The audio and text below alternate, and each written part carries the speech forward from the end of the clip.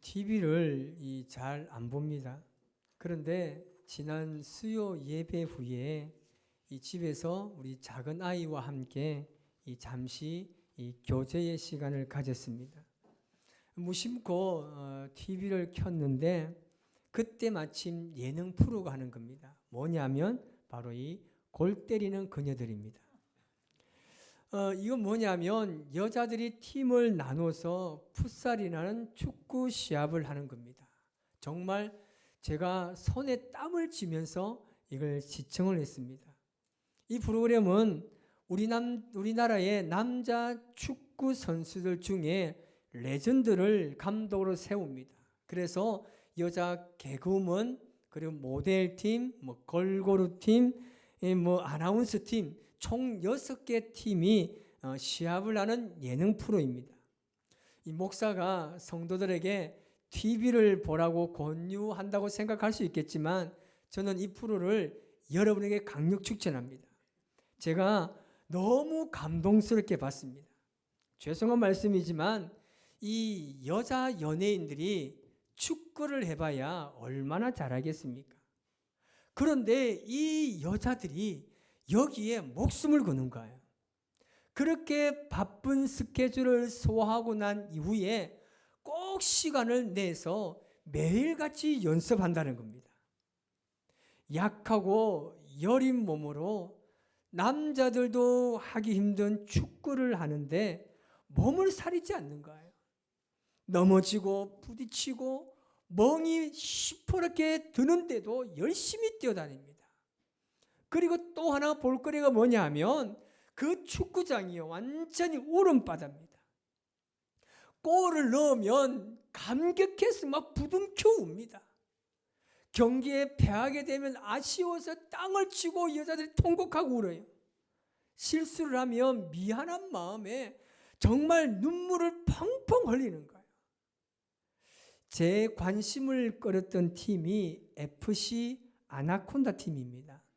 이 팀은 여자 아나운서로 구성된 팀인데 이 윤태진이라는 아나운서가 있습니다. 이 여자가 굉장히 잘해요. 그런데 그만 실수로 자살골을 넣습니다. 엎친 데 덮친 격으로 마지막에 승부차기를 하는데 또 실패를 해요. 그래서 이 아나운서가 그 미안한 마음에 오열을 하는 거예요. 동료들이 와가지고 괜찮다고 등을 두드려주고 상대팀도 와서 괜찮다고 위로해주고 심지어 관중들도 와가지고 다 위로해주는데 이 아나운서가 눈물을 멈추지 않는 겁니다. 엄청나게 오열하는 거예요. 그 모습을 지켜보는 저도 얼마나 은혜가 되는지 저도 막 눈물을 흘리면서 제가 마음이 너무 아픈 거예요. 그런데 이 윤태진 아나운서가 자신의 실수 속에 그것을 만회하기 위해서 그 경기장을 뛰는 모습을 보고 제가 깜짝 놀랐습니다. 자기 실수를 만회하기 위해서 그 이를 악물고 뛰는 거예요.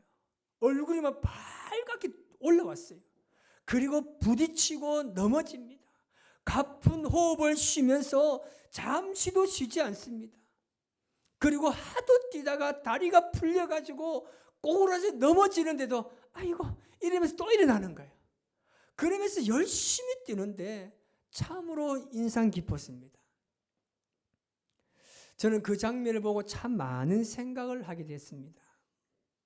내가 하나님 앞에 죄를 지었을 때 내가 다시금 그 동일한 죄를 짓지 않기 위해서 내가 얼마나 노력하는가입니다.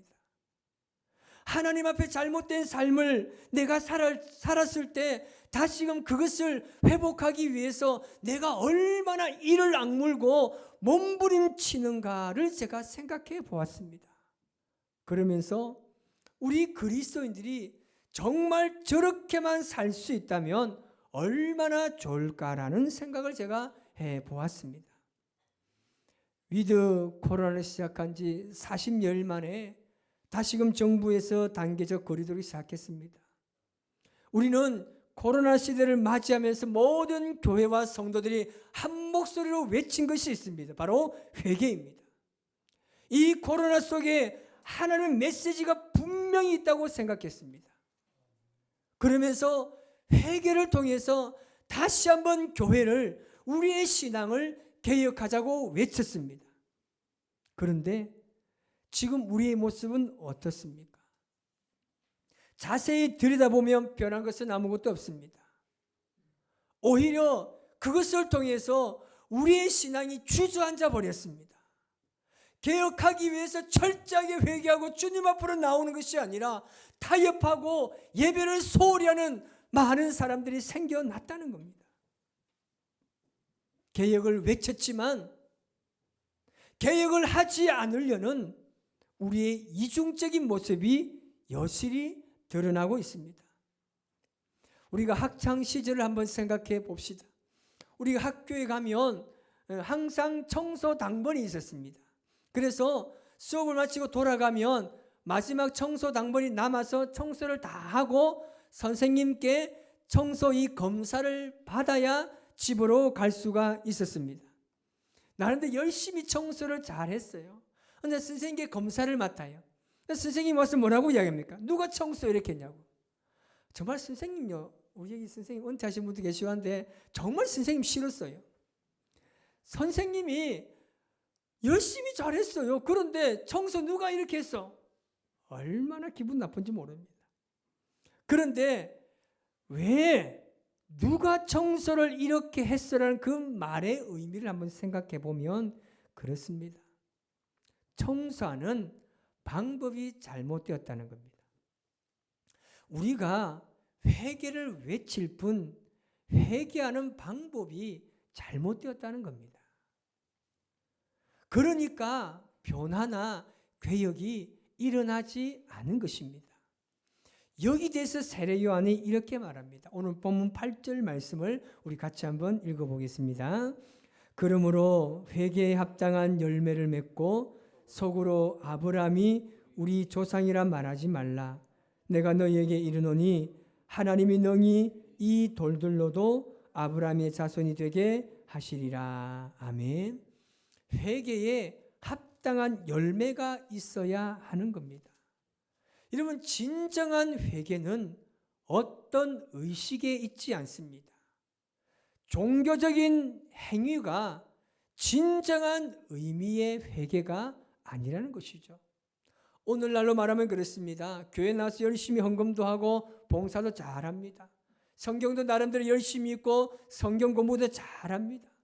기도 생활도 최선을 다해서 다 하지만 그 자체가 회개는 아니라는 말입니다. 그리고 어떤 혈통이 절대 회개를 보장하지 않습니다.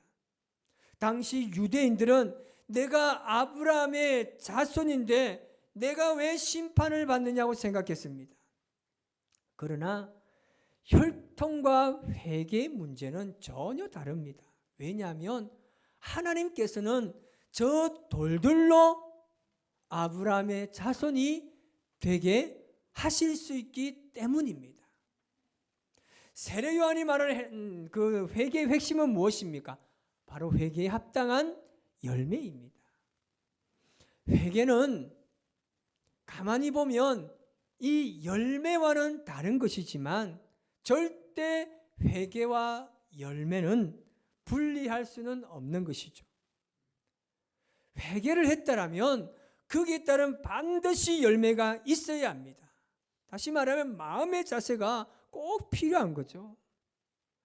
여러분, 교회에 대해서 늘 불만과 불평했던 사람이 있습니다. 늘 교회만 보면 저주합니다.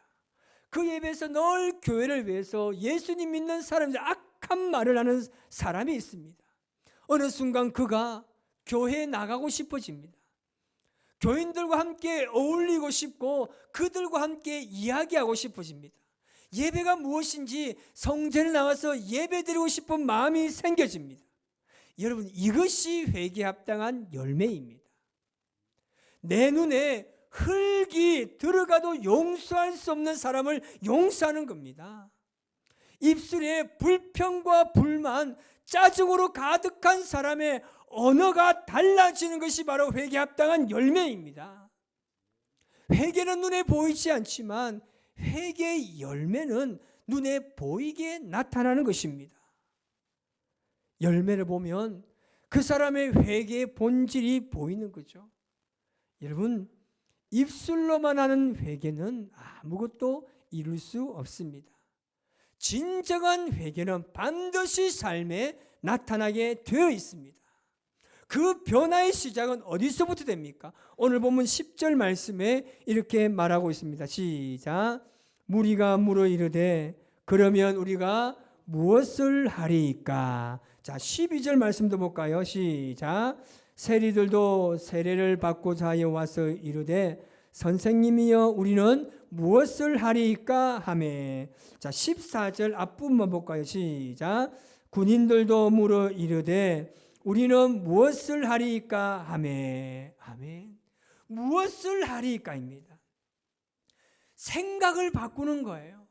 생각을 바꾸게 되니까 그가 지금 무엇을 해야 할지 마음의 변화가 일어나고 그 마음의 변화는 결국 삶의 변화로 일어난다는 사실입니다. 자, 그렇다면 구체적으로 회개에 합당한 열매는 무엇으로 나타납니까? 여기 대해서 요한은요 굉장히 심플하게 이야기합니다. 첫 번째는 뭐라고 이야기합니까? 옷 두 벌 있는 자는 옷 없는 자에게 나눠주라 그럽니다. 두 번째는요, 자신의 탐욕을 위해서 백성들의 주머니를 털지 말라는 거예요. 세 번째는요, 자신의 권력을 남용해서 다른 사람을 착취하지 말라고 말하고 있습니다. 여러분, 유대인들은 사실 이런 것들을 너무나 잘 알고 있었습니다. 왜냐하면 레위기 말씀을 그들은 그들의 경전으로 여겼기 때문에 너무나 이 말씀을 잘 알고 있습니다. 요한이 말하는 것은 그래서 그들에게는 그렇게 어려운 것이 아니라 조금만 노력하면 충분히 실천할 수 있는 일이었습니다. 여러 가지 복잡한 요구가 아닙니다. 오직 단 한 가지뿐이었습니다. 회개에 합당한 열매라는 것은 여러분 추상적인 것이 아니라 실천하라는 겁니다. 한마디로 말하면 말씀을 삶에 적용하라는 겁니다. 여러분, 엄청난 희생을 요구하는 것이 아닙니다. 하나님께서 우리에게 원하는 것은 그렇게 우리가 할 수 없는 엄청난 것이 아닙니다. 자기보다 형편이 좋지 못하는 사람을 기꺼이 도와줄 수 있어야 한다는 겁니다. 이웃을 사랑하고 자비를 베푸는군요. 그것은요, 회개한 사람들에게 자연스럽게 나타나는 현상입니다. 요한은 율법에 얽매여 살아가고 있는 그들에게 율법을 삶으로 해석하고 적용해서 구체적으로 실천하며 살아가라고 말씀하고 있습니다. 아무리 성경에 능통하고 학문이 많은 자라 할지라도 하나님의 말씀을 삶으로 해석해내지 못하면 아무런 소용이 없습니다. 속은 바뀌지 않고 겉만 화려하다고 해서 변화된 것은 아닙니다. 본질의 변화가 문제입니다. 본질의 변화가 어떤 것입니까? 사도행전에서 너무나 정확하게 말해줍니다. 사도행전 2장 44절에서 45절 말씀을 세 번역으로 우리 한번 같이 읽어보겠습니다. 시작. 믿는 사람은 모두 함께 지내며 모든 것을 공동으로 소유하였다. 그들은 재산과 소유물을 팔아서 모든 사람에게 필요한 대로 나누어 주었다. 아멘. 여러분, 왜 내가 소유하고 있는 것을 나눠줍니까? 복음 때문입니다. 왜 원수 같은 인간을 우리가 사랑해야 됩니까? 복음 때문입니다. 왜 여러분 성질 죽이고 살아갑니까? 따라합시다. 눈치 좀 채세요. 시작. 여러분 왜 성질을 죽이며 살아갑니까? 복음 때문입니다. 왜 화가 나고 그렇게 힘들어도 왜 참는 이유가 무엇입니까? 복음 때문입니다. 다시 해보겠습니다. 왜 내 소유를 이웃에게 나눠줘야 됩니까? 왜 원수 같은 인간을 사랑해야 합니까? 왜 성질 죽이며 살아가야 됩니까? 화가 나도 참고 참는 이유가 무엇입니까? 복음 때문이에요. 불 속에라도 들어가서 키를 너무 높이 잡았네. 여러분, 불 속에라도 들어가서 왜 그 세상에 하나님의 말씀, 주님의 사랑을 널리 선포합니까? 복음 때문입니다. 왜 내가 이 교회 와서 왜 내가 이렇게 식당 당번도 하고 뭐 이것도 하고 왜 내가 해야 됩니까? 내가 회사 가면 내가 가장 높은 사람인데 내가 왜 해야 됩니까? 복음 때문이잖아요. 오늘날 많은 그리스도인들이 주일마다 감동적인 예배를 드리고 회개와 그 눈물을 흘리면서 살아갑니다. 그런데 늘 제자리 걸음을 면치 못하는 이유가 바로 이것 때문입니다. 입술로 회개하면서 여전히 나의 중심은 탐욕에 붙들려 세상적인 명예와 영광을 추구하며 살아가고 있기 때문입니다. 말씀을 정리하고자 합니다. 오늘 여러분 이 말씀을 가슴 깊이 새겨야 합니다. 7절 말씀입니다. 우리 같이 한번 읽어보겠습니다. 7절입니다. 요한이 세례받으러 나오는데 무리에게 이르되 독사의 자식들아 누가 너에게 일러 장차 올 진노를 피하라 하더냐. 아멘. 여러분 이 말씀이 유대인들에게만 하는 말씀입니까? 아닙니다. 이 말씀은 오늘 저와 여러분에게 하신 말씀인 줄 믿습니다. 독사의 자식들아라고 말씀하십니다. 독사의 자식이란 말은 뭡니까? 하나님의 자녀와 반대되는 말입니다. 그래서 사탄의 자녀요, 세상의 자녀요, 탐욕의 자녀라고 말합니다. 오늘 예수님께서 이 땅에 오셔서 우리에게 말씀하십니다. 세상의 자녀다, 너희는 탐욕의 자녀다, 너희는 사탄의 자녀라고 말했을 때 과연 우리의 마음이 어떻겠습니까? 이런 자들은요 쭉정이로 분류되어 꺼지지 않는 불에서 태움을 당하게 됩니다.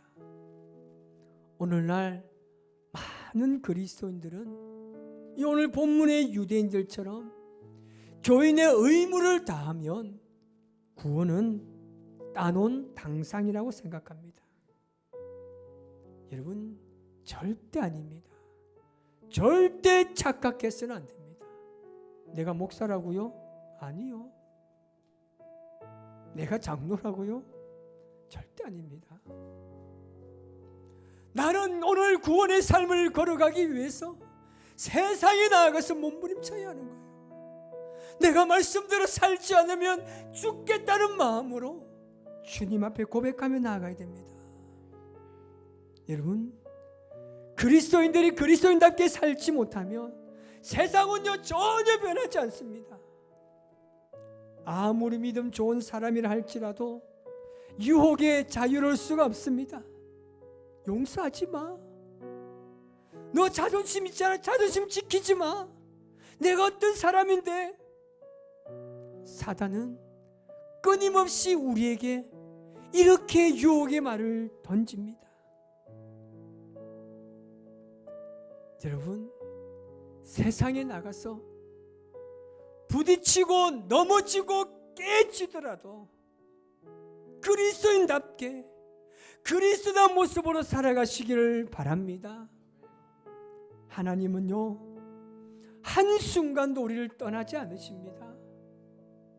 하나님의 원대한 계획은 바로 예수님이 이 땅에 오시는 것을 통해서 우리에게 구원을 베풀어 주시는 것입니다. 힘든 터널을 걷고 계시죠. 우리가 걷는 터널은 아무것도 보이지 않지만 하나님은 밝은 빛을 비춰주셔서 그 어두워진 그 터널을 잘 걸어가게 하실 것입니다. 오늘 이 시간 우리 고백하며 나아가실 때 우리를 돌보시